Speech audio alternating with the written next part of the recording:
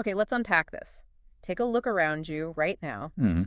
Are there, stacks of books you know you won't revisit, drawers just crammed with, well, stuff? We've all got those drawers. Exactly. Maybe that one shirt you haven't touched in years, but you just know you'll need it the second it's gone. Clutter. It's almost universal, right? Yeah, pretty much everyone deals with it. And the first reaction when you see it isn't usually grabbing a trash bag. No, definitely not. It's tidying up, sorting, stacking, finding a cupboard or a box to hide it all in. Out of sight, out of mind. Sort of. But actually throwing things away, that Yeah. just feels different, Yeah. harder. And the source material you shared really digs into why that is and what happens when you actually, start doing it. So today we're doing a deep dive into your sources. We want to understand why we hang on to so much stuff and the really surprising effects of letting go, maybe even on your happiness or even what some people call luck. That's right. Our mission here is basically to pull out the key insights from these materials you sent over. And it's not just, cleaning tips. Right. The source suggests it's about understanding whole different philosophy, a way of looking at life and your stuff. Okay, let's jump right into what the source calls the core problem. There's this simple thought experiment it poses. Oh, yeah. Imagine a pile of clutter on your desk. What's your first impulse? Is it immediately, okay, where can I file this, put this in a drawer, get it out of sight? Right. The tidy up reflex. Or is it, what in this pile can I just toss? Hmm. The source argues that for most people, that first one, the put away impulse, that's the default. And that default, it reveals quite a lot about your fundamental approach, according to the source. Mm-hmm. People who start from a place of throwing as the basis, as they put it, well, they're seen as operating from a totally different mindset. The sources use the word minimalist for someone who finds it easy to discard things that are genuinely useless. And it really stresses this isn't just about like an aesthetic choice, bare walls and empty shelves. It's presented as something deeper, a life attitude, a philosophy. Yeah, and one really interesting part is how the source tackles the common stereotypes about minimalists. Like what? Well, maybe you think they don't really value things, or they're impractical, getting rid of stuff they might need later. The just in case pile. Exactly. And there's even this sort of slightly uncomfortable idea that if they're so quick to ditch objects, maybe they'd be just as quick to ditch people if they seemed quote-unquote useless. Ooh, that's a bit harsh. It is, and the source really pushes back on that hard. It suggests minimalists aren't valuing less, they're actually valuing more precisely. How so? They're described as people who can see the true function, the essence of something. They're clear about what's genuinely useful to them. And because they're focused on what does matter, the few things they keep, the people they really care about, they put their energy there. So the argument is, this focus actually makes them less likely to be flaky or superficial in relationships, precisely because they make clear distinctions.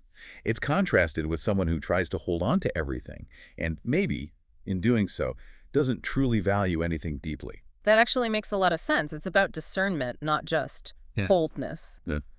The source uses a really striking analogy, too, comparing it to relationships. Mm-hmm. People who discard easily are like someone who ends a past relationship cleanly, decisively, while those who can't let go of stuff might, keep those lingering connections going in their lives, too. Like a powerful comparison. Oh, and the source also just throws in this observation that maybe women, generally speaking, might lean more naturally towards tidiness and minimalism than men, which is, well, it's a point made in the source. Yes, an interesting aside in the material. But let's Okay. get to the upside. If discarding is so tough, what are the actual benefits of owning less, according to these sources? Well, the advantages listed are pretty compelling, actually. First, paradoxically, you end up valuing the things you do keep way more. Right, scarcity creates value. Kind of.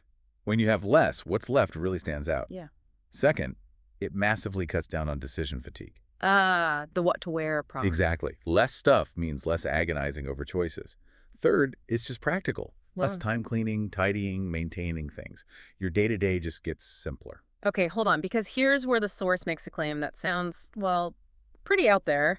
It suggests minimalists often have better luck. Right. That definitely jumped out at me, too. Mm. The reasoning given is that owning less means less burden.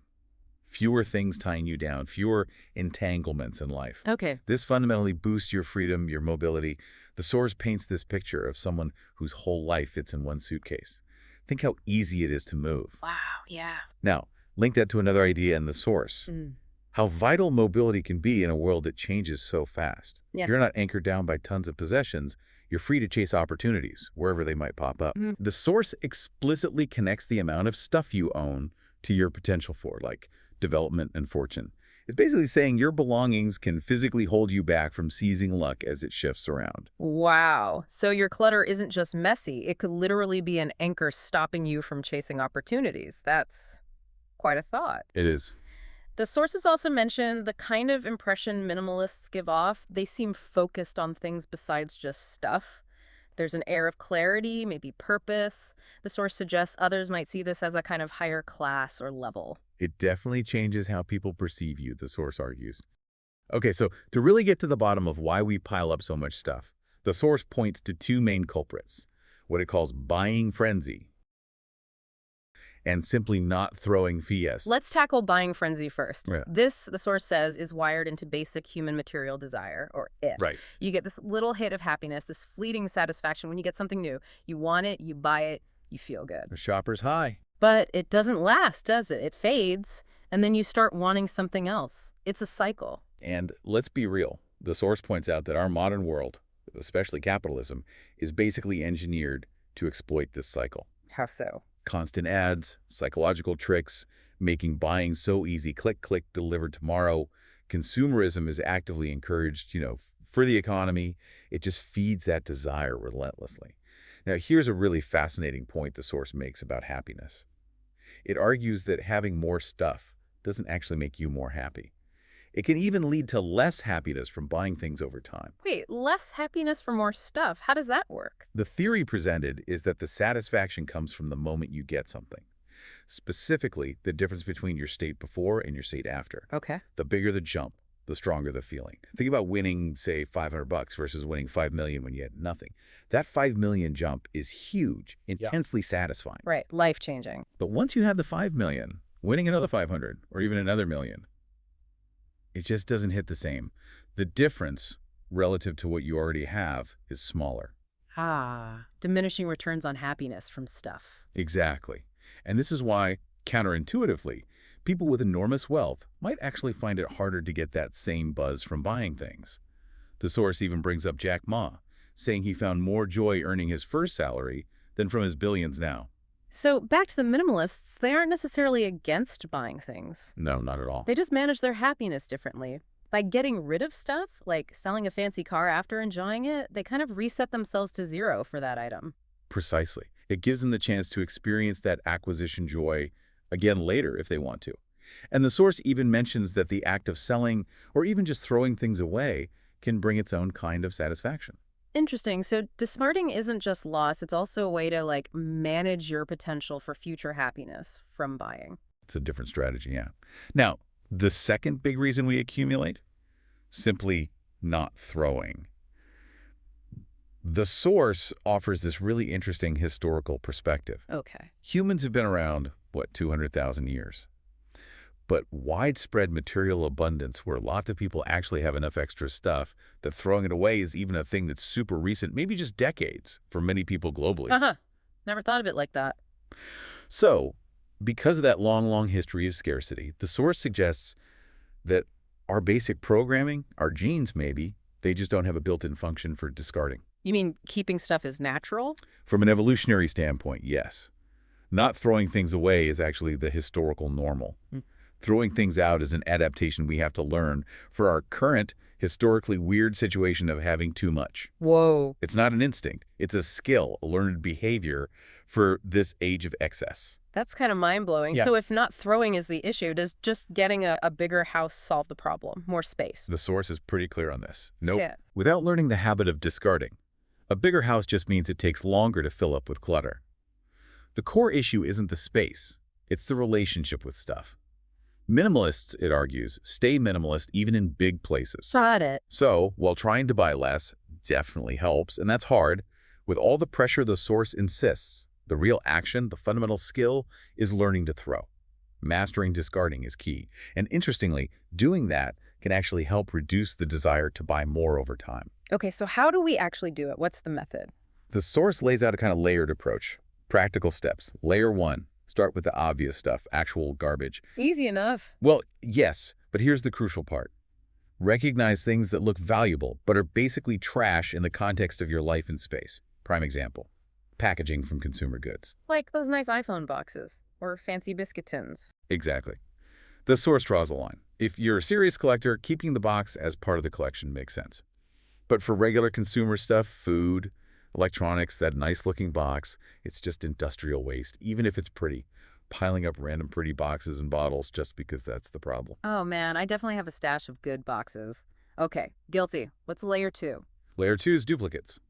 Look for identical items or things that do exactly the same job. Right. Multiple wrenches that are the same size, stacks of old digital cameras you never use, maybe 3 tripods when you only ever use one. The advice is simple. Keep only the bare minimum you actually need and use. Now, again, there are exceptions mentioned. Genuine collectors focusing on a specific series of things, or people properly stocking essential supplies for emergencies like you see in Japan. That's different from just randomly ending up with 5 potato peelers. And this applies to digital stuff too, right? And the source mentioned photos. Oh, absolutely. Think about your phone's camera roll. How many shots of the same sunset? Practically identical. Deleting digital duplicates follows the exact same principle. Do you delete extras right away? Or keep hundreds just in case? It's the same choice. Digital clutter is definitely a thing. Okay, layer 3. He said this was the hardest. Yeah, layer 3. Yeah. The infamous might need it later items. This is the big one. These things often seem perfectly good, functional, maybe even valuable. So why on earth throw them away? This is where I get stuck. Totally understandable. The source of solution. You need to set a standard, usually a time limit for that potential future use. Like a deadline for the item. Pretty much. The source suggests 1 year is a good starting point, but you can pick your own 3 months, 2 years, whatever. Be firm. If you haven't used it in that time, Let it go. let it go. Oh, well. The logic is, if you imagine needing it and a whole year went by and you didn't need it, chances are extremely high you never will. Plus, things get outdated so quickly now. That makes sense for clothes too. Especially clothes. Haven't worn it in a full cycle of seasons, it's likely just taking up space. Bulky winter coats are prime candidates. And hey, if throwing feels wasteful, the source says sell it, donate it. The main thing is getting it out of your space. Okay, and now for a really, really critical warning from the source. Something it calls the absolute biggest enemy of true minimalism. What's that? Storage. Putting things away neatly in drawers, boxes, cabinets, under the bed, renting a storage unit. Wait, storage is the enemy. Isn't that organizing? That's the trap. The source argues storage is the enemy because it hides useless items. They're out of sight, your room looks tidy, but they're still there, taking up physical space, maybe even mental space. And because they're hidden away, you're probably never going to pull them out again to actually decide their fate. You'll just forget about them. So storage doesn't organize your life. The source says it conceals garbage. You can't become truly minimalist just by being good at Tetrising stuff into boxes. The root action is throwing. Storage skills are only helpful after you've gotten rid of the unnecessary stuff. Buying more bins is often just delaying the inevitable hiding clutter you should have dealt with. Okay, that's a tough truth. Just shuffling the problem. So we've got obvious trash, duplicates, might need later items with a deadline, and beware the storage trap. What about the really hard stuff? The sentimental things, you know? Gifts, old letters, cards. Yeah, the emotional category. Gifts seem especially tough. There's guilt tied up in that, isn't there, if someone gave it to you? Definitely the hardest category for most people. And the source's advice here is, well, pretty direct. It basically says you can, and maybe should, discard these things easily, and you don't need to feel guilty about it. Easily. The reasoning relies on a kind of mutual understanding. The source suggests you should trust that the gifts you give to others probably get discarded eventually, too. Like, you don't call someone 5 years later asking if they still use that mug you gave them. Right.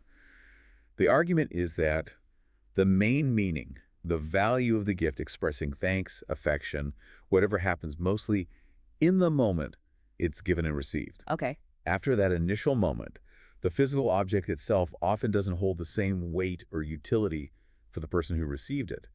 It served its purpose in the exchange. That's a very pragmatic way to look at gift guilt. Does the source suggest better ways to give gifts then? It does. It recommends things that get used up consumables like nice food, drinks, maybe cosmetics, or things with immediate value like gift cards. Ah, so they fulfill their purpose without becoming a long-term clutter burden. Exactly. It subtly nudges away from giving things that are meant to be kept forever. unless you know the recipient truly wants that specific thing. What about preserving the memory, though, if you get rid of the object? Great question. The source suggests a simple fix.